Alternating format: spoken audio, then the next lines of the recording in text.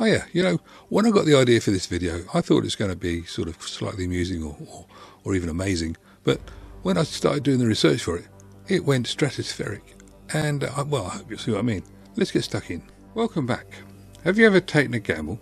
When it comes to buying cables for your HiFi, it's a bit like following the mantra of only spending or betting as much as you're willing to lose. Welcome to the intriguing world of audio cables. Trying to sort your way through cables is ridiculously complicated because there are thousands and thousands of different ones out there. It's like a man trying to drown in a sea of cables. Well, what do we want from cables? I know what I want from cables. I want to have the ability to connect my amplifier, my CD player, whatever, to the amplifier and for it to work. But there's various connections which make a difference. So you've got DIN connectors, you've got RCA connectors, or what we used to call phono plugs, and you've got various other things, jacks and stuff. We'll have a look. XLR, interesting one. But let's have a look and see what we can get and what sort of money we got to pay and why. Let's look at the materials. We've got gold and silver, and we got plastic, red and black in this case. And gold comes from mines and copper comes from mines.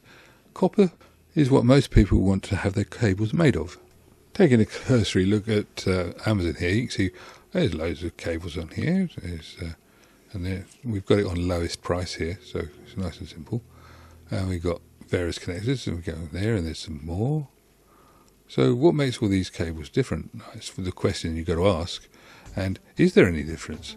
And then we go, look, there's even more. And they're now starting to cost some money. And if you look at this, you think, well, hang on, how's this working? And then suddenly you realise it says there's 400 more. The main things you see on cables is gold and copper. Steel has its part to play, but you have to be careful with steel because if this happens, oxidisation is the enemy of all metals, but particularly steel. We often use oxidisation. This is an example. Copper. The green domes are made of copper. So they start off golden coloured and then they're this subtle green. That's using oxidisation to our benefit. This is where gold comes in. Pure gold does not oxidise. It stays nice and shiny, and it doesn't have nasty surfaces on it. It is also an excellent conductor of electricity. So, job done. All you got to do is make all your cables out of gold because it doesn't oxidise. It's soft. It's malleable. You can put a little bit of metal with it to make it a little bit firmer where you're going to be hitting it. Wrap it in insulation, and hey presto, you've got yourself an excellent cable. Or would you? How much money? It's something like... So gold is about £1,847 an ounce. You might have to be a bit well off to do that. Silver's very good, but as you can see from here, it tarnishes, and that's a problem because that is not actually conductive. But when it's clean, it's a very good conductor, and it's very cheap. It's less than £1 an ounce at the moment. Aluminium's an interesting one. It's made in factories. Obviously, it's dug out of the ground and it's smelted, and then they make stuff out of it. But it anodizes naturally, or they can do it by a chemical base, but it produces an insulative layer. It's very good and resistant to chips and things. The problem with aluminium is that it doesn't bend well. It is a soft metal, so it will bend, but it doesn't like being rebent. It suffers fracture stress quite a lot. And at the end of the day, whilst it's cheap, it's gone through a bit of a sort of a strange thing. At some points it was considered expensive and good, and other times it's not. But there are cables out there you'll find that have got aluminium in them, and people are saying that they're no good. I don't know why. There are also, as we'll see later, some other interesting turns. Well, let's have a look. Let's have another look at Amazon. Here we got an XLR to XLR lead, and it's £11 something, and it's quite long. Seems alright, no problem with that. And then you look at it, it's got good connectors on it, and as I say, it's quite long. It's got lots of uses, so it's suitable for all that.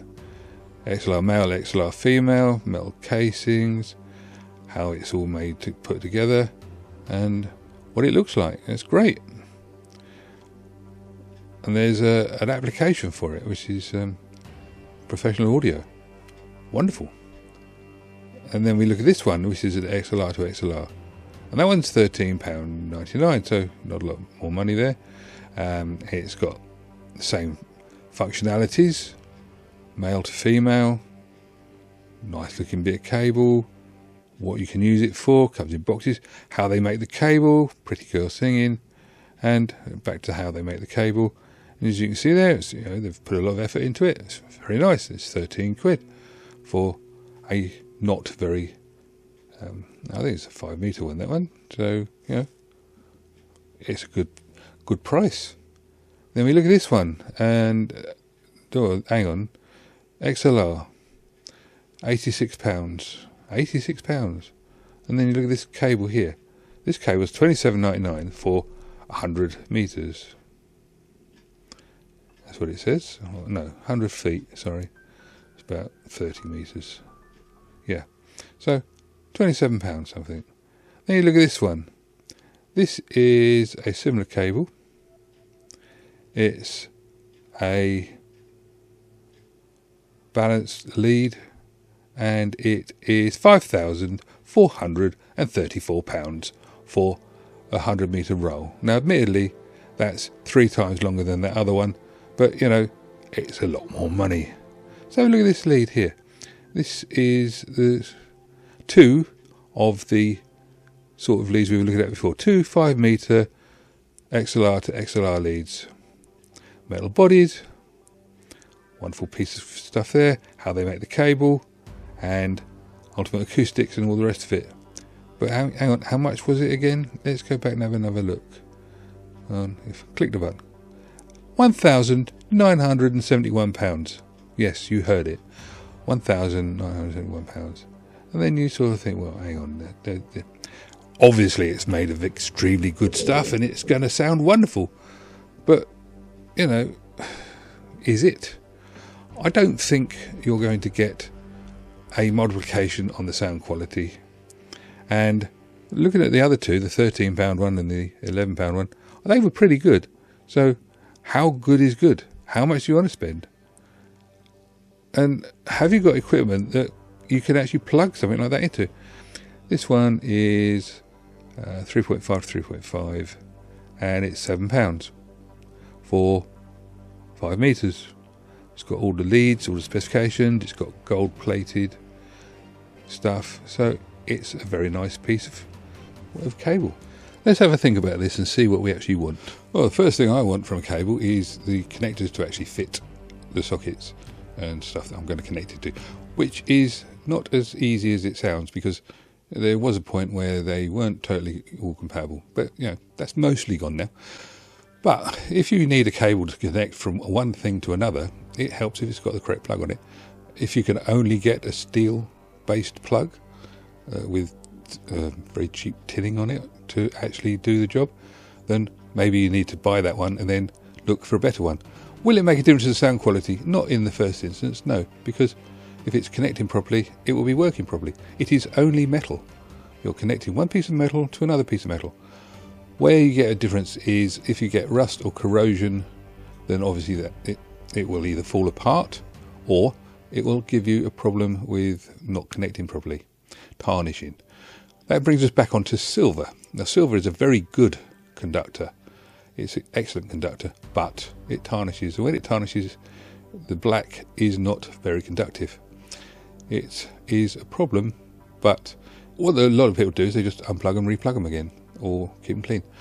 But nowadays, for some reason it's got a lot cheaper, they use gold plating on most of the connectors, and you're going to be hard pushed to tell the difference between the gold plating on a £10 cable and the gold plating on a £50 cable or a £1,000 cable, if it makes you wonder how they even exist. However, they are available, and you've got your piece of equipment which is really expensive, and you've got your cable which is hugely expensive, and you're going to plug it in, but you don't know whether the manufacturer has used, well, you don't know what the manufacturer has used as a socket. It could be one of these, 50p. Then you come down to the physicality of it. If you're going to have a connector that is going to be exposed to vibration, it needs to be a good quality one. It's more the connectors than the cable, because the wire is only wire. And where a lot of people get confused is because When you're talking about RF cables, aerial cables, satellite TV cables and all that sort of stuff, yes, it makes a difference. If you're talking about CCTV cables, you're talking about a difference. Why does it make a difference with CCTV than it does with audio? Well, I'll tell you why. And this is, I'm going to try and keep this simple. Audio is basically low frequencies, high frequencies, psst. If you could hear that, that's great. Anyway, high frequencies up to 20 kilohertz. In the scheme of things, 20 kilohertz is not particularly high. It is as far as our ears are concerned, but it is not as far as frequencies are concerned. When you're talking about video, you're talking about 50 hertz for the, or 60 hertz for the lowest frequencies. So frame time base is 50 or 60 hertz, line time base is 15.5 kilohertz or thereabouts. And then you get to the important bit, the actual picture being sent down. That's where you want to have the high frequencies, because a picture without the high frequencies will have a blurriness to it. If you're talking about data, you need to have good cable because of the blurriness. But we're talking about 6 megahertz or so on the video. We're talking about, they are megahertz, millions of hertz. We're talking about kilohertz. 20 kilohertz is 20,000 hertz, which is a fraction of 6 million hertz. 6 million of them. Anyway, that's the sort of thing you have to be aware of. So what they're telling you may be actually true. Maybe this cable is better at high frequencies than another one. But you're talking about something that is so good, it's just nowhere near needed. When you're doing amateur radio, or if you're doing TV transmissions, or if you're doing any of that sort of thing, data links, yes, you go for a good cable if you want it a long length. But on a short length, you don't worry about it too much. You just go with what's available. So, is it worth paying 1,700 quid for a cable? I would say never. Is it, well, not for an audio cable anyway. Is it worth paying £13 rather than £11? Probably not. But if the connector that they've got on it works for you, as in maybe it's a right angle connector or it's gold plated rather than just tinned. A lot of old original RCA connectors were just literally, normally they were copper but with tinning on them, and they just didn't work well. And then when they started going cheap, they would steel with tinning on them, and they looked almost the same initially, but then they went rusty and fell apart. If you've got that sort of connector, you've got a problem. Those sort of cables you want to avoid, but go for something that looks good, because it will sound good even if it did only cost a £5. Anyway, that's my opinion. If you've got anything to say, then please put it in the comments below. If you've got anything out of this video, maybe you'd like to like and subscribe, and I'll catch you another time. Thanks, bye.